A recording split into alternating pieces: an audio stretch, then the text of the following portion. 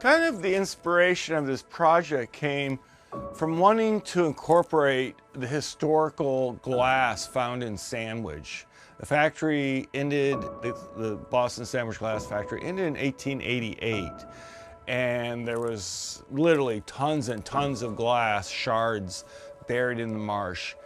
And it was available through a lot of people that have collected it, either remnants of the pieces or break-offs of the pieces of the factory that have been dug up and preserved. And I just kind of wanted to showcase the beauty of glass, whether it's a beautiful fine art finished piece or something that's been dug up from the ground, pieces of the original piece, but the intrinsic value of it is still very beautiful and like lost gems.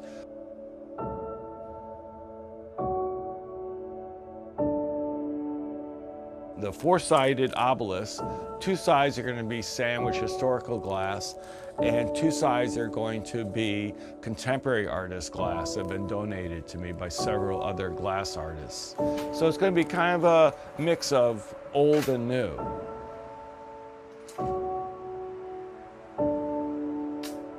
There are a lot of different steps to finish this sculpture. The most labor-intensive is going to be preparing the glass to be attached to the plate glass. There'll be, like I said, four sides. There'll be safety glass, shatterproof safety glass that I will attach pieces of shards from remnants of sandwich glass that I have to prepare to be able to attach this to the surface. So some of it's going to have to be cut in half. Other pieces are going to have to be ground down so it's flat enough to use either silicone adhesives or ultraviolet adhesives to attach it to the plate glass.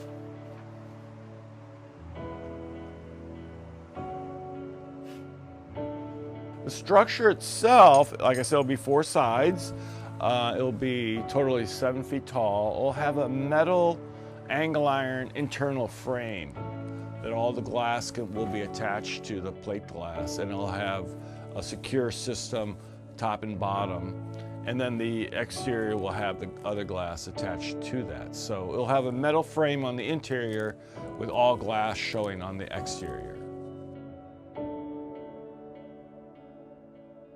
It's interesting because it's something that's going to be placed outside in the public's view, and I'm very honored to be chosen to be the first person to start this.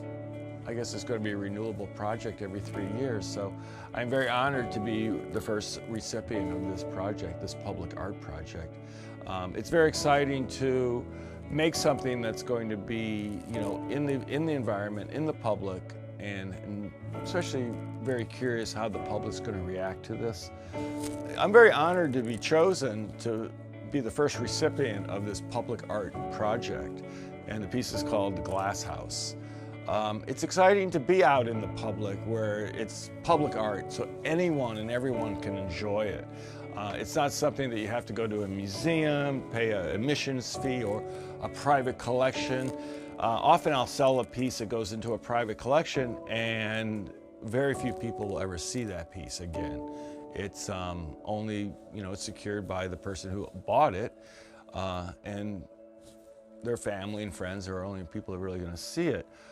Where this is going to be exposed to the whole town for 3 years, and I think it's very exciting to have public art, to have people interact with it in the environment, not where you usually see a piece of art as it was if it was a museum or a gallery.